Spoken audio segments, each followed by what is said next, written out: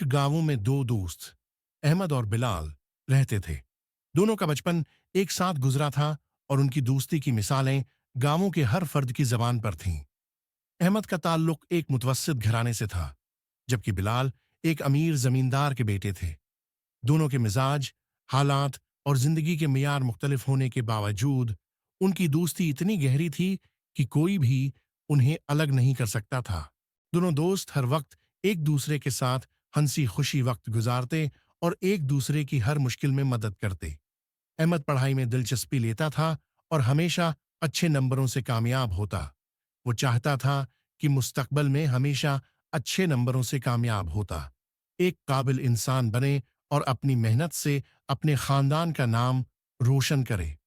दूसरी तरफ बिलाल की दिलचस्पी पढ़ाई में कम और खेल कूद में ज्यादा थी। उसके लिए जिंदगी आसान थी और उसे दुनिया की मुश्किलात का अंदाजा नहीं था। एक दिन गांवों में एक नया उस्ताद आया जिसका नाम फहीम था। फहीम साहब बड़े आलम और नेक दिल इंसान थे। वो बच्चों को न सिर्फ पढ़ाई में बल्कि जिंदगी के अहम सबक भी सिखाते थे। उन्होंने अहमद और बिलाल की दोस्ती के बारे में सुना और उनसे मुलाकात करने की ख्वाहिश जाहिर की। जब अहमद और बिलाल फहीम साहब से मिले तो उन्होंने दोनों की तारीफ की और कहा, दोस्ती बहुत कीमती रिश्ता है। ये रिश्ता हमेशा ईमानदारी, समझबूझ और कुर्बानी से मजबूत होता है। फहीम साहब ने उन्हें कहा, मैं तुम दोनों को एक आजमाइश में डालना चाहता हूं। अगर तुम दोनों ये आजमाइश कामयाबी से पार कर लेते हो तो तुम्हारी दोस्ती सच में अजीम होगी। दोनों दोस्तों ने खुशी खुशी ये चैलेंज कबूल कर लिया। फहीम साहब ने उन्हें कहा कि वो एक जंगल के अंदर जाएं और वहां से एक खास पत्थर लेकर आएं जो गांवों के बुजुर्गों ने छुपाया हुआ है। दोनों दोस्तों ने सफर की तैयारी की और अगली सुबह जंगल की तरफ रवाना हो गए। ये जंगल बड़ा और खतरनाक था। रास्ते में दरख्तों के झुंड और खौफनाक आवाजें आती रहीं, लेकिन दोनों ने हिम्मत नहीं हारी।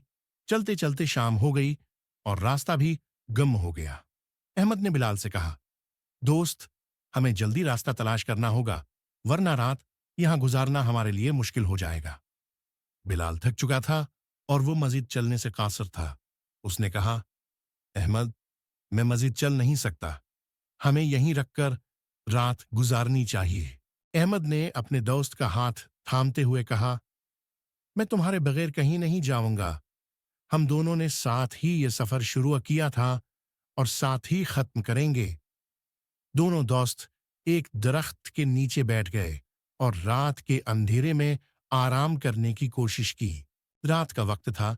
जंगल की खामोशी और दरख्तों की सायादार शाखें माहौल को खौफनाक बना रही थीं। अचानक एक शेर की आवाज आई। अहमद और बिलाल दोनों खौफजदा हो गए।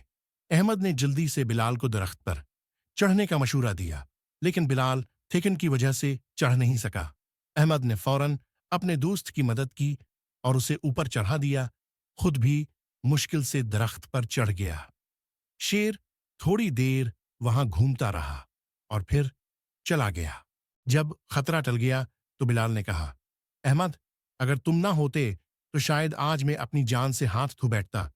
तुम्हारी दोस्ती और कुर्बानी ने मुझे बचा लिया। अहमद ने मुस्कुराते हुए कहा, दोस्ती का मतलब ही एक दूसरे के लिए कुर्बान होना है। दूसरी सुबह दोनों दोस्तों ने फिर से अपना सफर जारी रखा और आखिरकार इन्हें वो खास पत्थर मिल गया। वो पत्थर दरअसल एक आम पत्थर था, लेकिन इस पर कुंदा था। दोस्ती में कुर्बानी और वफादारी ही सबसे बड़ी ताकत है।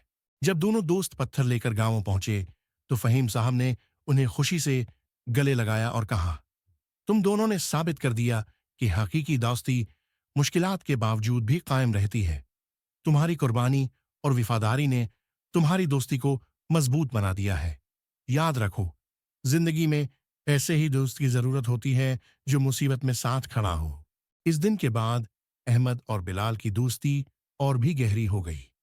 दोनों ने एक दूसरे से अहद किया कि जिंदगी के किसी भी मोड़ पर वो एक दूसरे का साथ नहीं छोड़ेंगे। और ये कहानी हमें सिखाती है कि सच्ची दोस्ती वही है जो मुश्किलात में काम आए और जिसमें वफादारी और कुर्बानी हो। इस कहानी से ہمیں یہ سبق ملتا ہے کہ دوستی کی اصل طاقت قربانی اور وفاداری میں ہوتی ہے۔ سچی دوستی ہمیشہ دوسروں کی فلاح اور خوشی کے لیے کام آتی ہے۔